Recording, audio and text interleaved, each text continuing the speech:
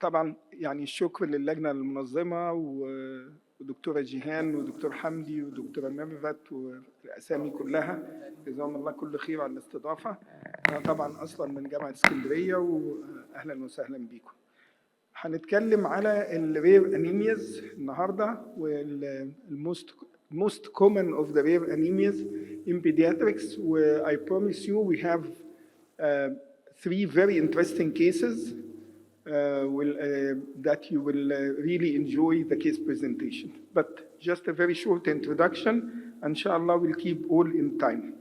So, and also another very important information, my colleague and يعني تعتبر my daughter even, Dr. Yasmin Shazli, has prepared the slides and I edited them. So anemia in children, الديفينيشن كلنا عارفين hemoglobin, hematocrit and erythrocyte count more than 2 standard deviation below the age and gender or sex adjusted values. Inherited anemias, we have what we call pancytopenia, يعني non-regenerative. We know Fanconi, diamond blackfan, and congenital dyserythropoietic anemia. And then the red cell defects, the hemoglobinopathies, actually they are not so prevalent in Egypt as sickle cell disease, as I know. However, thalassemia are very prevalent here.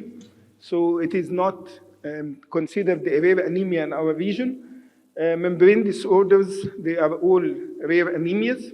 And then we have the enzymopathies. Of course, G6PD is actually under rare anemias, but of course it is very prevalent. Pyruvate kinase is really rare.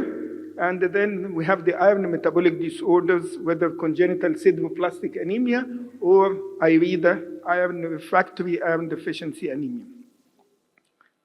So these are the same, sorry for that. And so what about Fanconi anemia? The global incidence is 1 to 250,000 births. In Egypt, actually, it was the most commonly reported bone marrow failure syndrome in Egyptian publication. And of course, consanguinity is highly reported among Egyptian Fanconi anemia cases. Diamond blackfan, it is also very rare, and usually we diagnose them after the 6 months of life.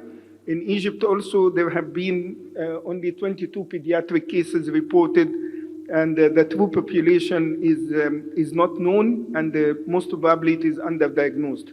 And in our conclusion of this session, actually, these values are very important because they point out why this session has been designed. Then the congenital dyserythropoietic anemia, it's very rare. It is actually a form of ineffective erythropoiesis with hepatosplenomegaly and jaundice. They are very rare. And the most characteristic cell is this one, which is multinucleated erythroblast in the bone marrow. Most of the published literature is only case reports and series.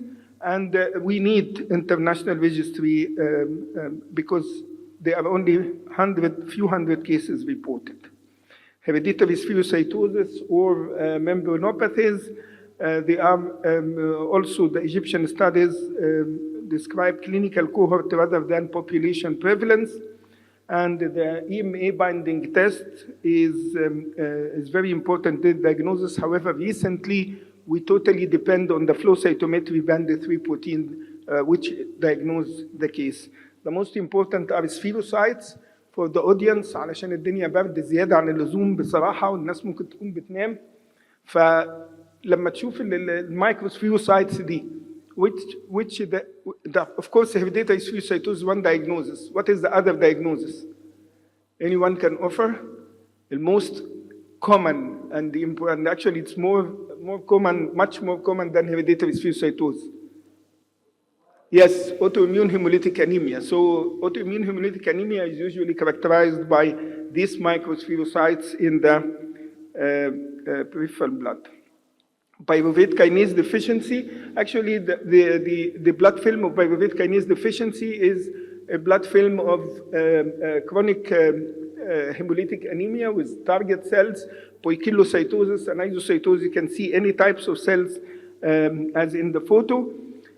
And there was a good publication, Egyptian neonatal hyperbilirubinemia cohort reported the PK deficiency is around 2.8%. However, no population prevalence. And the most important thing is enzyme testing is usually fallacious even abroad. يعني احنا كنا بنبعت العينات في عمان بره وبتجيلنا غلط. فالموست important is the genetics to diagnose.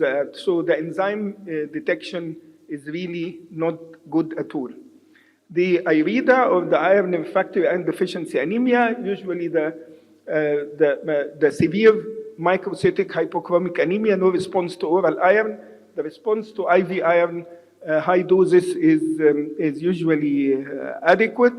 However, usually we depend on the clinical course for diagnosis, but we then should, what we call that, do the genetics and the the TMPRSS6 gene mutations is very common. Recently, we submitted to Cancer Genetics a case of thalassemia, but not accepted yet, لسه. Thalassemia, يعني case of beta thalassemia together with IRIDA. So it was like a combined, it's very rare anemia also. And this contradictory iron overload with iron deficiency made a very unique scenario. I hope it will be published and I will share it with you, inshallah. So IRIDA usually depend on IV iron and usually lifelong. Congenital sideroblastic anemia is again rare inherited disorder with multiple genetic etiologies, and it is mainly case reports, so there are no registries for that, and the genetic confirmation is central to the diagnosis of congenital erythropoietic anemia. The most important is to use the Prussian blue stain on the blood film to see this intracytoplasmic inclusions in the red blood cells, which are essential for the diagnosis, also in the bone marrow. And now we'll start case presentations by Dr. Ahmed Mansour. I think I took only 8 minutes, فأنا المركز الأول لحد دلوقتي في الوقت.